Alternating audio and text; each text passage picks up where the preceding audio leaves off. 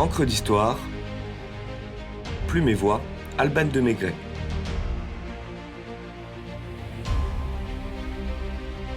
Robert Fortune à la conquête du thé.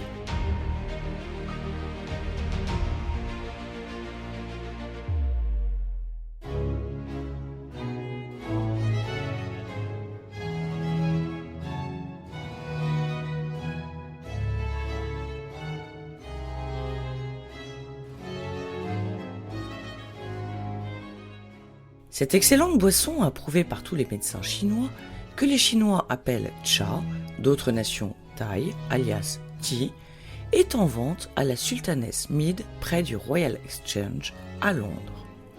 Voici la publicité que Thomas Garraway fait paraître dans le journal en 1657 pour promouvoir la nouvelle boisson qu'il sert dans son coffee house londonien.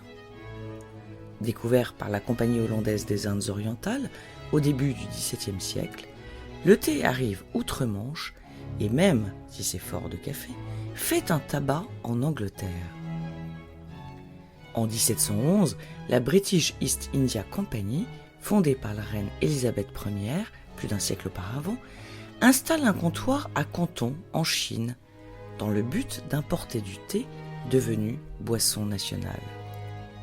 L'Empire britannique devient l'importateur exclusif du thé en Europe, mais doit, avec le temps, souffrir des règles imposées par les Chinois, qui tirent profit de leur monopole en appliquant des prix prohibitifs, limitant l'accès au port de Canton, refusant les échanges de marchandises.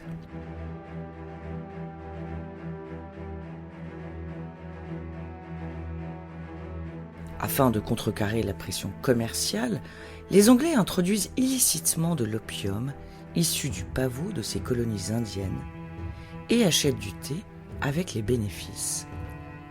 Les conséquences sont désastreuses, tant sur les consommateurs bien sûr qu'au niveau économique, si bien que l'empereur Daohuang ordonne la destruction des caisses d'opium. En 1839, 1188 tonnes d'opium partent en fumée. Au nom du commerce, et peut-être aussi du rituel sacré du Tea Time, le premier ministre de la reine Victoria, Lord Melbourne, fait envoyer une expédition à Canton qui aboutit au début de la première guerre de l'opium et à la cession de Hong Kong aux Anglais victorieux en 1842 avec le traité de Nankin. Malgré sa victoire, la couronne d'Angleterre cherche une solution pour se défaire de sa dépendance avec la Chine au niveau du thé. Contre mauvaise fortune bon cœur, elle décide de semer ses propres plantations de thé dans ses colonies indiennes. Il lui manque pourtant l'essentiel. De bons plants de Camellia sinensis et le savoir-faire. Lu Yu, dans son ouvrage « Le classique du thé » de 780, le confirme, je cite. « Les meilleures feuilles de thé doivent être ridées comme les bottes de cuir des cavaliers tartares. Craquelées comme la peau d'un buffle, elles doivent briller comme un lac agité par le souffle d'un zéphyr. Elles doivent dégager un parfum semblable à celui de la brume qui s'élève au-dessus d'un ravin solitaire dans la montagne. Et leur douce saveur doit évoquer la terre sous une fine pluie.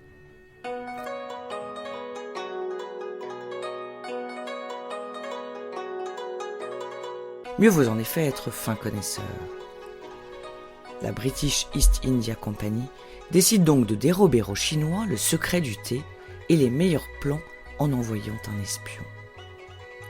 Robert Fortune, fraîchement rentré de Chine, découvre que contrairement aux idées reçues, le thé vert et le thé noir proviennent de la même plante.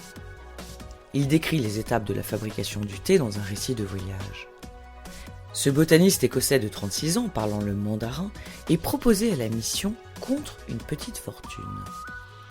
Mon voyage dans le Grand Nord avait pour objectif de trouver et de rapporter des graines et des plants d'arbustes à thé destinés aux plantations de Lyon East India Company dans les régions du nord-ouest de l'Inde.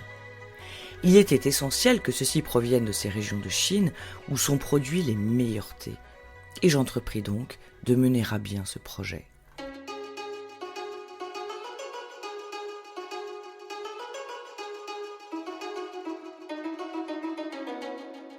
Pékin ayant interdit à tout occidental de voyager en dehors des comptoirs, sous peine de mort, la mission est risquée. L'espion industriel britannique va devoir pénétrer dans la Chine interdite et gravir les monts du Wuishan dans le Fujian et les montagnes jaunes dans l'Anhui. Débarqué en 1848, le botaniste se fait appeler Xinhua, s'affuble d'une longue natte, d'une tenue chinoise et répond à sa devise « Prenez les choses avec calme et ne perdez jamais votre sang-froid ». À ceux qui s'étonnent de son accent, il explique qu'il est un seigneur d'un pays bien éloigné au-delà de la Grande Muraille. Au péril de sa vie, le voleur de thé aventurier parcourt l'Empire céleste en chaise à porteur et prélève des graines et plants de théier, tout en étudiant les méthodes de culture et de fabrication du breuvage tant convoité. Outre une analyse très précise de la vie en Chine, paysanne ou citadine, il découvre que le thé vert et le thé noir proviennent de la même plante, ce que tout le monde ignorait alors. Volontaire, intrépide, tutoyant l'inconfort et la roublardise de ses porteurs pour le service de Sa Majesté, en 1851, Robert Fortune parvient à expédier clandestinement 20 000 plants de thé au Bengale, événement appelé The Great Tea Robbery, ou encore le grand vol du thé. Plantés sur les contreforts de l'Himalaya, à Darjeeling, ils vont produire ce qui va devenir le champagne d'été.